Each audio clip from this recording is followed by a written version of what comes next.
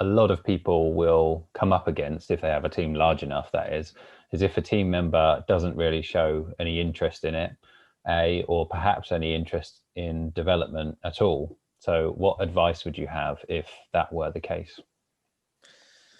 Yeah, and that's like a multifaceted question there. I mean, I think I It's like, yeah, appreciate these thanks very for that. interesting. Yeah, yeah, it's a very good question. And it really it does depend. I mean, here's the first advice I'd give is don't be so quick to just pull the trigger and make a decision right away.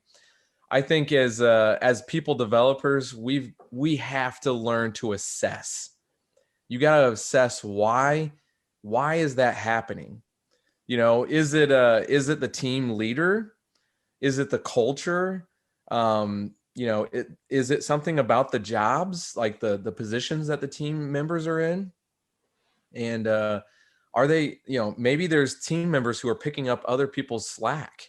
And so when you try to make goals for them, it's like, hey, I'm already doing two jobs. So I think we need to learn to assess it. We can't be so quick to just say what's going on. And as people developers, I think one of the great tools that I've learned to use well is the Five Dysfunctions of a Team by Patrick Lencioni.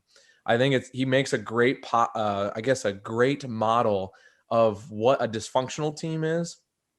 And out of the dysfunctions, you will see a lack of interest in team members because there are things going on, such as politics, or maybe they don't know how to have good conflict. Maybe they're not paying attention to the results. These are some things out of his model. And so I think that if we use a model like that, then we're able to maybe assess the situation and see what's really going on. Um, Always looking for the root of the problem, not just the surface level stuff, is what I would say is probably the best way for you to get to your answer of why does this person show a lack of interest, whether it's in goals or just in team development period. No matter what, though, I think we need to be transparent, and we need to have a level of empathetic candidness with whoever that is on the team about their performance and what's going on. We need to be empathetic in how we deal with the situation and handle it, if you will. Just out of interest, have you had any examples of that yourself? Any personal examples? Just things that I've ran into as being in the people development role. Yeah, Yeah. yeah, I certainly have. One of the things that I've found that happens, I'd say this has happened more than a handful of times just in the last couple of years, is that people come into the organization and they have habits that are formed from just them in school, or if it's them at another employer. These habits start to form, and it creates kind of who they are as an employee. And so we always have a bar to raise for what you'd call capacity, right? Like, what's this person's capacity? How far are they going to go? And one thing that you run into when you see people have just a lack of interest in development or the goals that you created for them, you see them hit a wall. And once they hit that wall, it's like they get discouraged. They start to make errors. They start to feel burnout.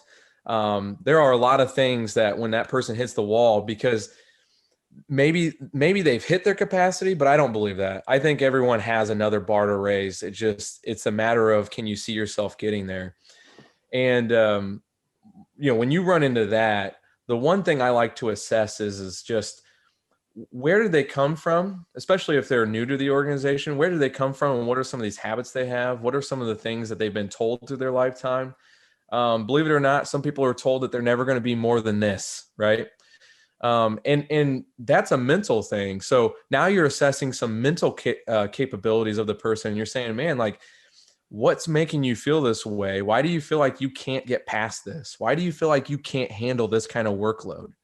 I know you can, but why can't you? And so, yeah, I've ran into things like that. And I think in that situation, people have to get over their own mental wall before they can get past it and keep developing.